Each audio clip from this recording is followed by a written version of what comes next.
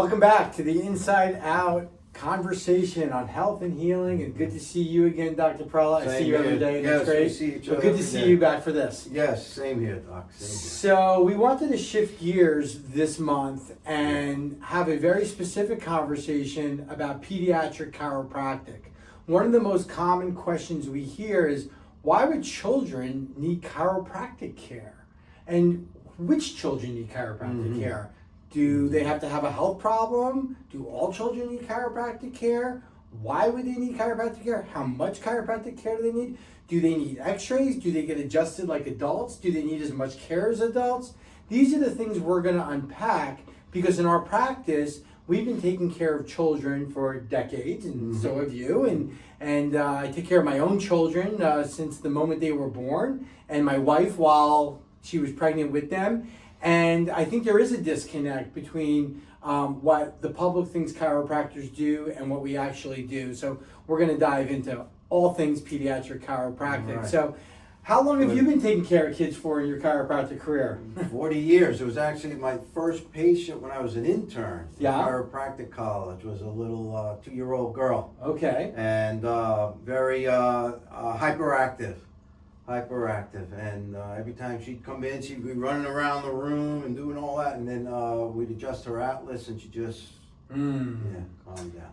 That's a really good segue into like what actually is occurring inside the child's body when they get an adjustment. So we know that the central nervous system is divided into the fight or flight stress physiology.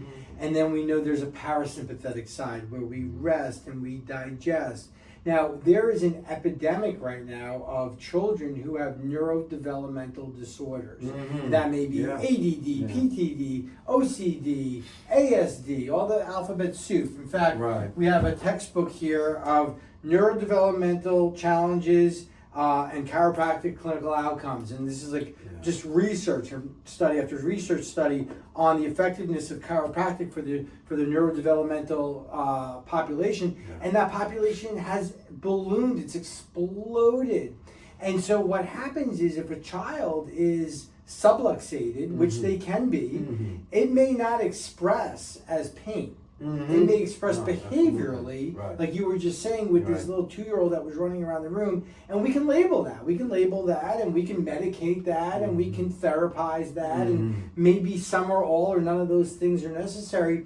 But what would cause a child to become subluxated so early in life? Because most adults are thinking, oh, I'm just getting older, or I had an accident, or I worked as a plumber for 30 years. Why would a child become subluxated? Well, they're breathing, right? Okay. They are. I mean, it really is that thing, right? The moment we come into the world, we are exposed to all the physical, chemical, and emotional stressors that are in this world, as well as with children. And we know this today from so many studies that within the womb itself, a child is exposed to physical, chemical, and emotional stress, and through the mother as well. So they share a nervous system. They're sharing a nervous system, right? They're sharing energy. They're sharing life. There's a life force constantly moving from mother to child. And they even know this today, especially on the emotional level, that what a mother is feeling is being transmitted to the child. So, how many times have we heard through our careers, we see a pregnant mom come in and she was in an auto accident, or she had a bad fall, or maybe a parent. I remember a few months ago we had a patient that the parent had died while she was pregnant. And so you have this constant interaction, and I think that it's understanding that it's life itself. And so, we ask the question, why does a child have to get adjusted? I really look at it the other way of, why not? Why would you think the child wouldn't have to get adjusted if they are now living in this world, and on a daily basis you would want their nervous system, their brain, to be functioning at optimal capacity? Why not start that from when they're in the womb? And the first, the adjustment at birth. I remember with my godson, it was a home birth, and I was there through the whole birth and adjusting the mom all through the labor and delivery. And then as soon as he came out, gave him his first adjustment. And so, you know, he came out blue, and the midwife was like stressing out. And I just made a contact on him, and he took this breath, and he turned pink, and it was, you know, it was great. And so it is that concept of that paradigm shift that we're always talking about in chiropractic, because we are different from medicine. Don't wait until, you know, a mother doesn't wait, or parents don't wait till their child is experiencing nutritional deficiencies to feed it right. Right? You don't wait until, you know, the child is having some sort of problem walking or whatever to take them to the doctor. You want to make sure they're functioning 100% from day one, or from even in the womb, and that's the concept. You know, the dentist did a great job. Yeah. Parents rush their children to the pediatric dentist. And we have dentists that just see children as soon as the teeth come in. And I've kind of like tongue in cheek always, whenever I speak publicly, I say, they don't even keep those teeth. And we're running to take them to a dentist, and we should, obviously. We want good oral health. But they get one spine. And inside that spine is their central nervous system, their spinal cord. And that spinal cord and that brain and that nervous system is running their growth and development. When does your growth and development start? It starts in utero. And this is why when a woman realizes she's pregnant, she stops eating fish, and she limits her exposure to chemicals, because she knows that anything that she exposes herself to, she's exposing the baby to. And we're so protective of the child's nervous system while it's connected to the mother. And we know as soon as the baby's born, that nervous system doesn't stop developing. It's just going to get going. There's different windows of neurological development and milestones: fine motor, gross motor, language. And we want them to hit those milestones on time. And the hitting those milestones on time depends on a healthy functioning nervous system. So if the baby is subluxated because maybe there was in utero restraint, maybe there was a traumatic birth, cesarean sections use up to 50 pounds of axial traction to get the baby out of the mother. If you ever go on YouTube and watch a cesarean section birth, oh my gosh, and you will see them do this. And it's not that the doctors are trying to hurt the baby. The doctors are doing a great job. They're doing what they're supposed to do, but it doesn't mean it's not traumatic. Even a vaginal birth can be traumatic. My son had the cord wrapped around 4 times. I almost passed out and could have used you. But the truth is, 50 pounds of traction on a baby, on an infant, is equivalent to putting a 50-pound dumbbell on their ankles and then lifting them up. And we know that if you were to hold a newborn, the first thing you do is grab it by its head and neck, because it doesn't have the muscular control. So the first misalignment happens at birth most of the time. And then what? Then we put them in carriers, right? Then we put them on their back when they sleep, so they're getting all upper cervical jammed up. Then they start to walk, or try to walk, and they go boom on their butt a million times. Then they start falling off of things. If we fell as much as a child, we'd be broken. Oh yeah, at this age. But they're not. But they're so bendable and pliable that they're not in pain. But it doesn't mean the spine's not being affected. So we just evaluated Thomas. He's a 9-year-old.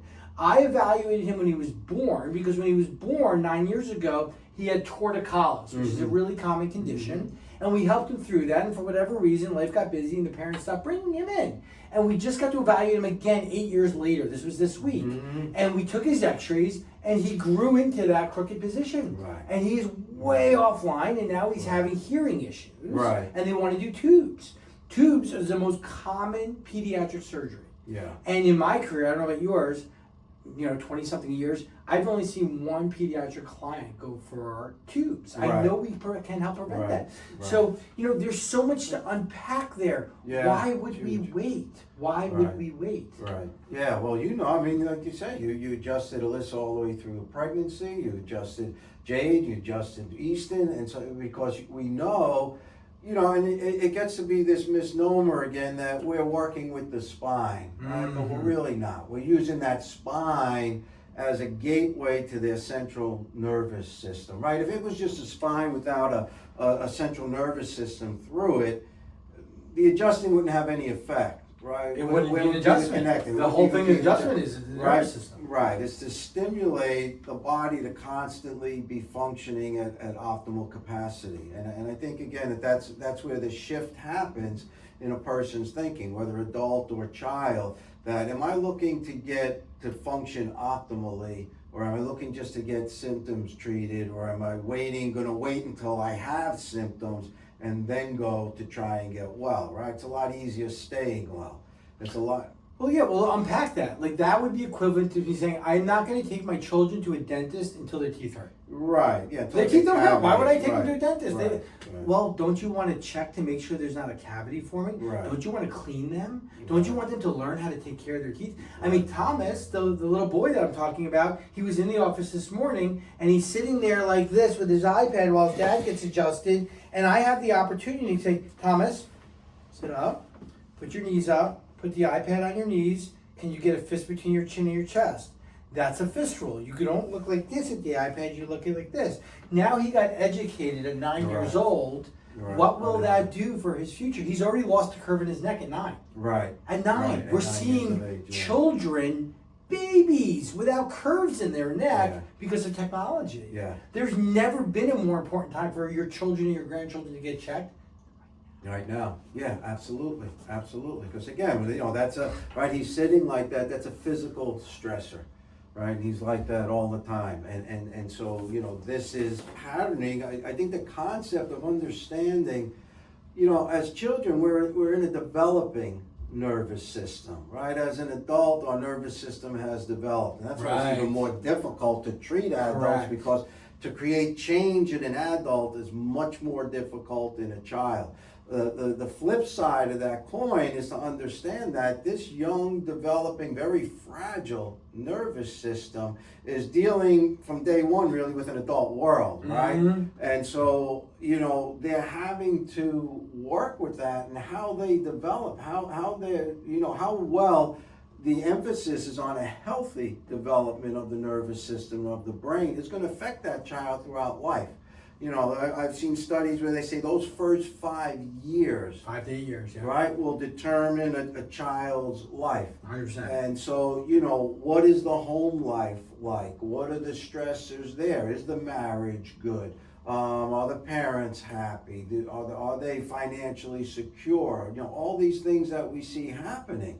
And so, to understand that again, that this is about keeping a developing nervous system as healthy as it possibly can to be able to adapt to the world, because that's what we're all about, right? As chiropractors, is adaptability. If we are able to adapt in a healthy way to everything that's happening around us and with us, then we have the best chance of living a healthy life. And so what better time to start at the very start of life? And I'm sure you've seen in your practice as well with it that, what's the difference when we put x-rays up of an adult? How many times have we told an adult patient, gee, I wish I had you 10 years ago, 15 years ago, 20 years ago? How many times have you heard in your career when we ask, you ever have any falls? No. Well, what about as a kid, like off the swing, at the playground? Oh yeah, I remember I was going down the slide, I fell off it, and I hit my tailbone, or I hit my head, or yeah, I remember my mom saying I was just 2 years old, we were in an accident, we got rear-ended, even though I had the car seat, but still, you're absorbing that trauma. And so, I can think of 2 patients, I don't want to say their name because it will give them away because of their name, but that one fell out of a tree when he was young. Yes. Didn't want to get in trouble, so he didn't tell anybody. Right. But his body was never the same since. Yeah. So there's childhood trauma. We talk about the 3 T's. Right. Thoughts, traumas, and toxins. Right. So the physical traumas are like the falls, the physical stressors to the body, the sports injuries, the backpacks, the laptops, the technology. Then there's the toxicity. Like we live in a toxic environment. Like chemistry is great, but like we're exposed to so much chemistry, and their nervous systems are developing, and they're exposed to the same chemicals that our adult nervous systems are in the foods and in the environment, in the plastics, and in the medications that are going into their bodies at a young age. And then there's the thoughts. And I'll tell you what, those devices are creating there's research is already there. The devices are already rewiring their brains. It's bleeding them out of dopamine. They are so addicted because it is outcompeting the physical world, the analog world for their dopamine. Yeah. And if they go to their device first thing in the morning, that is their highest amount of dopamine for the day. It's already depleted by the time if they're watching their phone on their school bus, by the time they hit the school, they've already had their highest doses of dopamine. They could be getting an A+ from their teacher and they won't even feel a rise from it. Yeah. Yeah, and I think that's a good point, and you used a great word of addiction. You know, we don't think of that, but a child can become addicted to that phone. They are addicted. They are addicted. The research is there. I think there's like 11 countries now that have banned social media for children under 16. Yeah, and in what realm is addiction healthy? You know, emotionally, nervous system wise, mentally, psychologically. Anxiety and suicide is rampant. Rampant, and it's been correlated. Yeah. And to the energy drinks too. Oh my gosh, yeah. Well, banned in many pure countries. Poison for most of them. I mean, come on, loaded with sugar, loaded with caffeine, loaded with artificial flavors, artificial colors. You're better off throwing it away and, I don't know, eating the can. I mean, it's right. You know, but this is what's happening. And then you look at our food in general. You know, sometimes I'm in the supermarket and I really have to hold back from going up to a mother and saying, do you realize you're poisoning your kid? You look in the cart and all the sugared cereals, all the candies, all the processed snacks, the cold cuts, the white flour, and this is what they're putting in. And you see this child standing next to them that's already 20, 30, 40 pounds overweight. You know, what is their nervous system dealing with all day long when you have the child's eating this kind of food? They're overweight, which is a physical stressor on their nervous system. They're on the phone all the time, so there's an emotional stressor. And then, you know, how great are things at home if this is what they're eating, you know, during the day? And it gets back to this concept again of, you know, do you want to go from day one where you're, you know, keeping yourself as healthy as possible, because we are going to be exposed to all. We can't get away from it. It's life. And so this is the why. Like, so if you were to ask us, why would a child need chiropractic care? We just laid out about 35 reasons why they would need chiropractic care, because of the environment that they're growing up in and how impressionable their developing nervous system is. I mean, and God knows, I mean, there is just so much research on chiropractic and the benefits that it has for children that we should never withhold it. I mean, if only one or two people in your house can get chiropractic care, it should be the children first and the parents second, right? I mean, because at least the children, we can make lifelong changes if they're getting chiropractic care through their childhood. Yeah, and the prevention aspect. And I've been such our mission to help children get chiropractic care that we've always had a reduced fee schedule. It's that important for me. Even though the adjustment has more value than their parents' adjustment, like, we want to make it like so affordable for families to be able to get the care for their children, that we've built out some incredible family programs for them to be able to do that. And what's amazing now, 20 years into practice, 40 years into practice, there are children who were children in my practice whose parents took them here, who are now taking their children to us. Which is, it's so incredible to watch a child go off to college and then all of a sudden they're scheduling their appointments because they have now been trained and developed a healthy habit that when something's not right, let's start there first. Let's start with spine and nervous system first. And we took care of the spine through the stages of growth and development. Yeah. And so what are we preventing? We don't even know what we're preventing. But I do know this, it's the sickest generation right now. It is, yeah. And to your point, you know, I've yet to see a child that's not subluxated. Including mine, including the chiropractor's kids. Right. Mine plays soccer, basketball, tennis, gymnastics. And they've got technology. Right. Yeah, and they know. Yeah, well, you told that great story when Easton got hit in the head, I believe, with the ball, right? And then you adjusted him, and he said to you, you know, well, what do the other kids do, Dad? Well, they're living with subluxation that's going to have an effect later. Yeah, he had two games in one day. He's a very competitive soccer player. He gets nailed in the head, can't move his neck after the first game. We go home just to get him adjusted, go back to the field, and while he's on the table, he looks up at me, and he can move his neck, and he goes, what do the other kids do, Dad? And I go, I don't know, that's a good question. You should ask them. Right. And he sees his teacher cracking her neck or complaining about her neck. And he goes, you know, you really should think about going to a chiropractor. And here he is telling his teacher not to crack her neck. Right. And so why wouldn't we want to give them the exposure to this great information at a young age? Sure. Yeah. Yeah, and that gets back to the thing of, right, why bring your child to the chiropractor? The real question is why not? Sure. Why not? There's no reason not to bring the child. Just like there's no reason not to have them have good nutrition, not to have good activity, right? When you start your child being active? Well, when they're capable of being active, right? So you don't hold them back until you go, well, he's really having trouble moving. Well, maybe we should have let him be active. It's the same type of thing where, it's why not? There's no reason not to bring. The reality of it is subluxation is just not a term that people hear enough of. You put your TV on, you see 8 commercials in an hour for drugs.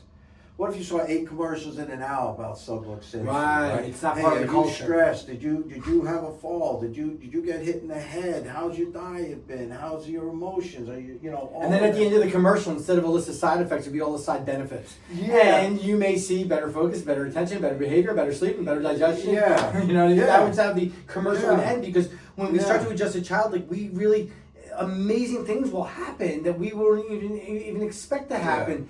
Now the questions are, do children need x-rays? Well, some do, some don't. I've never even x-rayed my 11-year-old yet, but my 14-year-old's been x-rayed. So it all depends on their history. Situation. Most of the time we don't need x-rays on the little ones. Is it safe? It's extremely safe. I mean, most of you have been adjusted by us, know how gentle it is. And how does an infant get adjusted? Well, sometimes it's just one finger and a little touch. Yeah. So how do you know if they need to be adjusted? Well, we use instrumentation, we use thermography, we use range of motion studies, we use palpation. We have indicators to determine whether or not there's the presence of a subluxation. And what if a child does have a diagnosis and they are in OTPT and speech therapy? Can they still get chiropractic care? What I've noticed is that those patients, when they've plateaued with their therapies and they start getting the central nervous system clear of subluxation, then those therapies take off. We've had therapists ask and tutors ask our patients, like, what are you doing? What's different all of a sudden? Oh, we started bringing them to the upper cervical chiropractic. Right. Yeah, because we're just helping everything function better all the time. And it's that understanding of how important the nervous system is. We have a tendency in our culture to break the body down, right? Okay, if my liver hurts, it's a liver problem. If my head hurts, it's a head problem. If my ears hurt, it's an ear problem. And it's not. It's that the nervous system, the brain, is controlling everything. What a lot of people don't know is that the brain is the only organ in the body that feels pain. Yeah. There is no other organ in the body that feels pain. Every other part of the body transmits pain impulses to the brain. Correct. But if the brain, and it's sad, like some people that are in a hospital and they're literally brain dead, one of the things the neurologist will do is stick a pin in their toe to see if they get any response. And Correct. if they don't, they know this poor person is brain dead. Their brain isn't functioning other than the basic, breathing and heartbeat. And so to understand that pathway, to have that pathway clear, enables a child to feel the 100% of what they need to feel in order to adapt properly and respond properly to their environment. What happens if that pathway is interfered with, right? What would happen if a child couldn't feel, put your hand on a hot stove, right? Yeah. That would be so damaging to that child. And we know this about these children, they call them bubble childs, where they're born without the ability to feel pain. Yeah. And they have to put them in this bubble so that they don't hurt themselves and damage themselves. Yeah. So it's about being able to feel completely and respond completely to your environment every moment of the day. That anything that interferes with that is going to be a problem. Yeah, I'm just going to grab the model here for a second, because that really reminds me of a concept that I want to. You talk about pain, and in neurology terms, pain is called nociception. Yeah. And there are two types. I'm going to get a little technical for a second, but this is important in the context of pediatric chiropractic. You have nociceptors, which are pain receptors, and you have mechanoreceptors, which tell the brain where the body is in space. And there are more mechanoreceptors in the upper cervical joint than any other joint in the body. Now, what's interesting about nociceptors and mechanoreceptors, they work inversely of each other. So if a baseball player gets hit with a baseball, the first thing he does is he rubs it, or he runs around, or if you touch a hot stove, you do this, because it's the mechanoreceptors, the movement that beats the pain signal to the brain. But the kids, when their floppy doppy head gets thrown off on top of the upper cervical area, they don't get pain, but when the mechanoreception goes down, there's increased nociception, and nociception for a child is like noise in their brain. And it would be equivalent to if we went out to dinner and they were playing calm violin music, we'd be able to concentrate and focus and eat and digest. But if we had too much noise coming into our central nervous system, we'd be agitated, restless, we wouldn't be able to digest, we wouldn't be able to focus.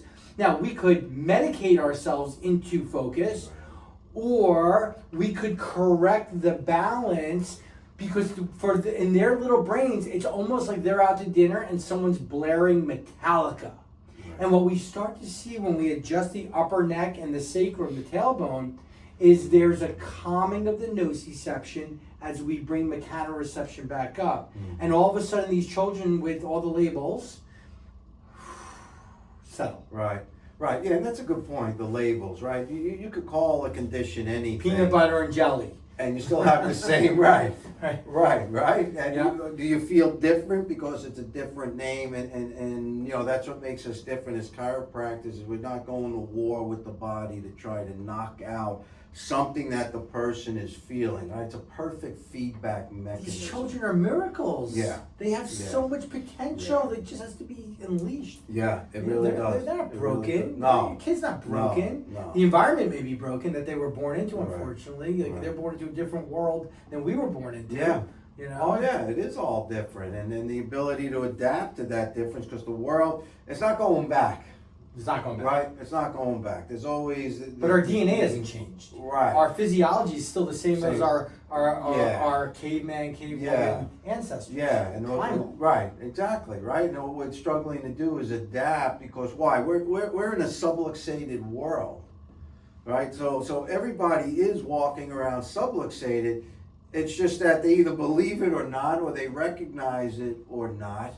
But that doesn't change the fact that you're walking around subluxated. How do we know that? Everybody has something that has happened, a number of things in their life that has happened that has left them wounded, literally, right? There's an imprint in the brain, whether it's a childhood injury, physical injury, emotional injury, chemical injury. We don't even realize during the day how much we're bringing in and unable to process, because our nervous systems, to your point, is overwhelmed, because they're not evolved to handle this type of world.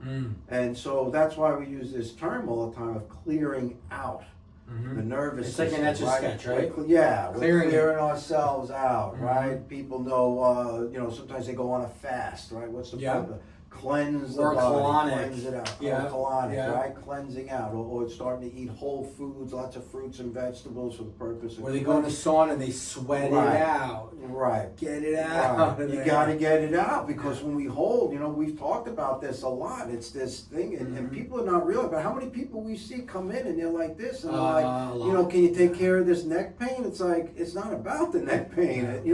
It's And look at your children now. Look at your children. Right. If they're like this, they're subluxated. Yeah, I remember going to this seminar on shoulders, and the chiropractic teacher, he said, we're seeing 11 and 12-year-olds with degeneration in their shoulders like we would see in a major league pitcher that's been pitching for 20 years. Because of rolling and he said all they're doing is cutting off the nerve and blood supply, and these tendons are literally starting to shred. And so, that the danger of that, what happens in a child at 11, if they have that, how many career choices have just been limited because maybe this child can't use their arms the way they need to, just to be able to do a certain career or job or employment.